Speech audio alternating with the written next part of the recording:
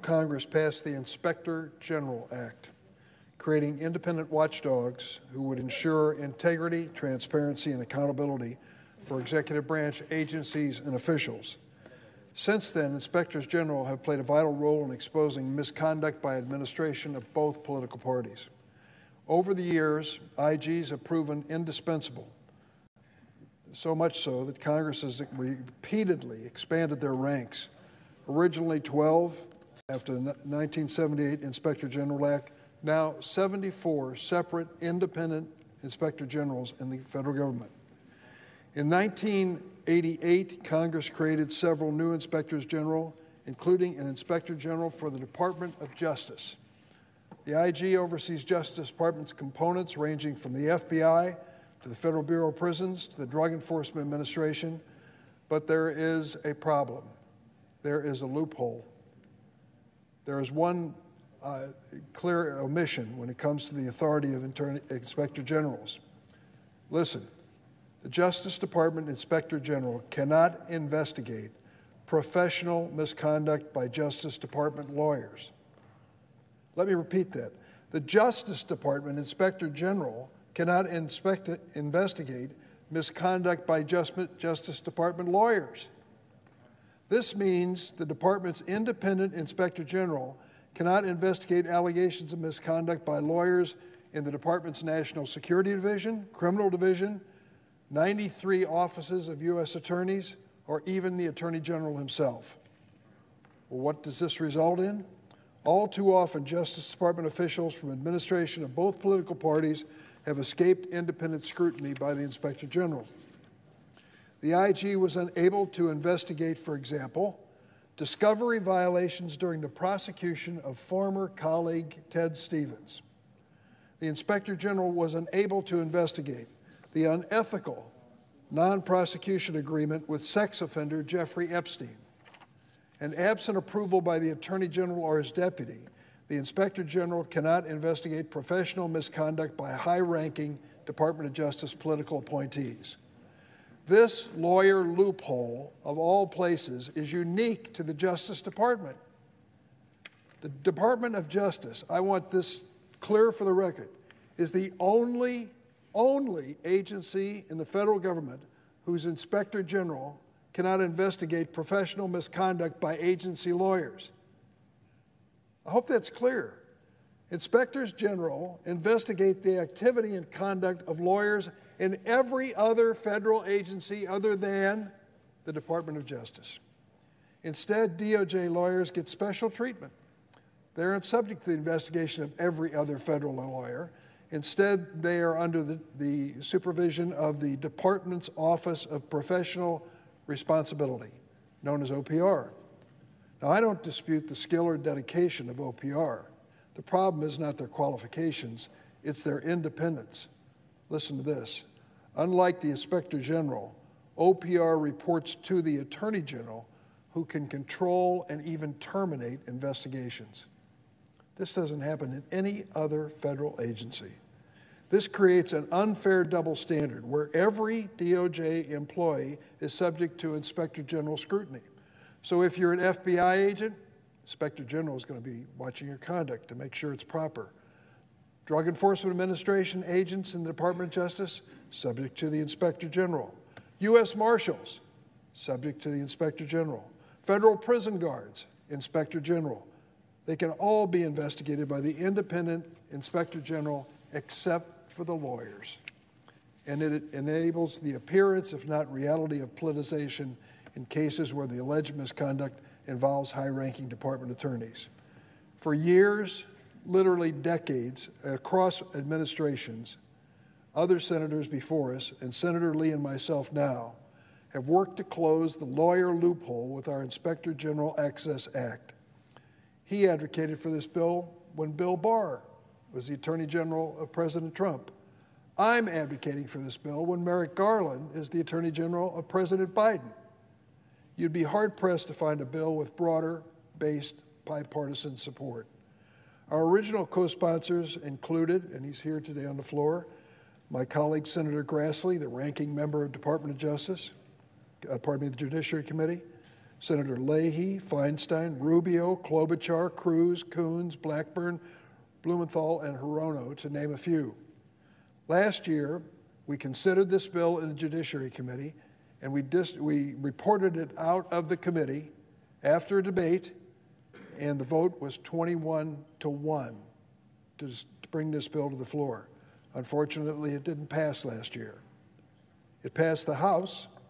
It passed again this year in the House. This broad support reflects a basic principle.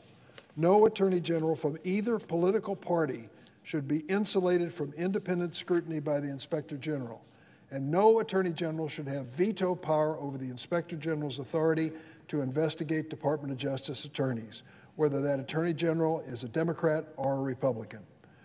Mr. President, I'd like at this point to yield to my colleague, Senator Lee. The senator from Utah is recognized. It's important to remember that every agency within the federal government has an inspector general. Inspectors general play an important role in every agency, and they're there for the purpose of independently reviewing the actions of those who operate that agency. Everywhere you look, these inspectors general serve with independence, and what we see from them is work product that's publicly released and can be digested by the public.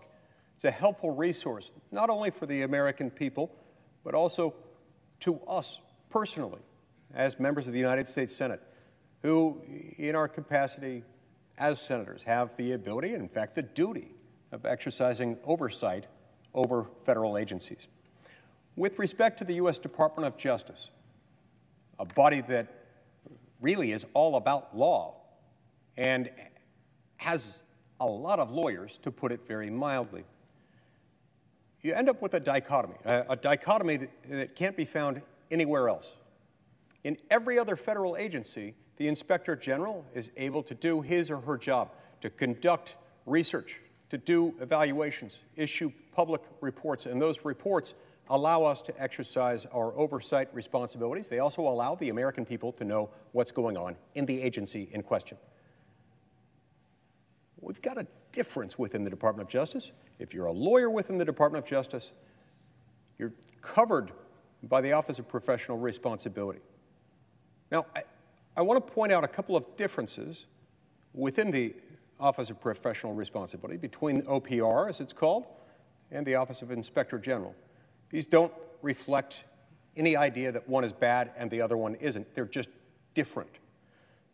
The Office of Professional Responsibility does operate on a confidential basis. It operates in secret, and I don't use that term denigratingly. It's there to perform a specific, highly specialized role.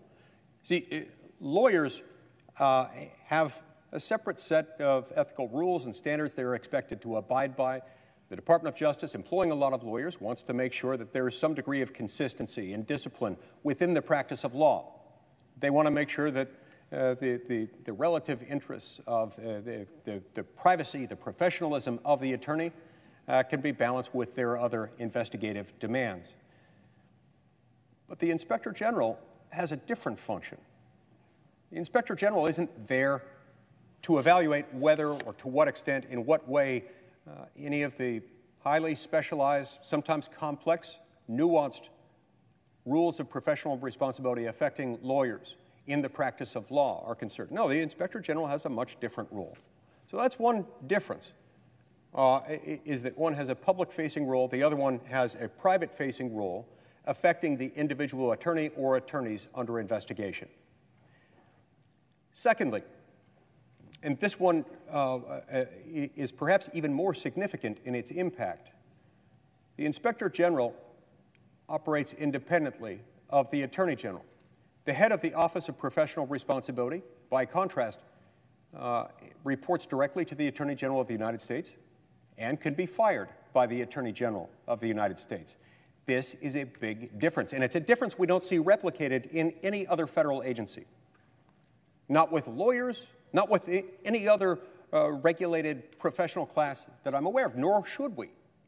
Because if we were to do that, we would end up creating problems. So this is not about a perceived inadequacy or a perceived culture of corruption within the Department of Justice created by the Office of Professional Responsibility. That is not at all what I'm saying. In fact, I believe the people who operate the Department of Justice, the lawyers of the Department of Justice, including those who operate the Office of Professional Responsibility, by and large, do their job well and faithfully. But insofar as we allow them to do their job in such a way that it precludes any ability by the Inspector General of the Department of Justice to penetrate Section 8E of the Inspector General Act, insofar as it insulates the operations of the U.S. Department of Justice from investigation of the sort that we've come to expect and rely on from the Office of Inspector General, it's going to be a problem. Within the Department of Justice in particular, it's a big problem. I think this would be unwise in any federal agency for us to say, okay, the IG can do anything that the IG needs to do unless there's a lawyer involved. I think that would be dangerous anywhere because you do have lawyers involved, but it's especially dangerous in the Department of Justice because so much of what they do is law, is necessarily performed by people who are lawyers.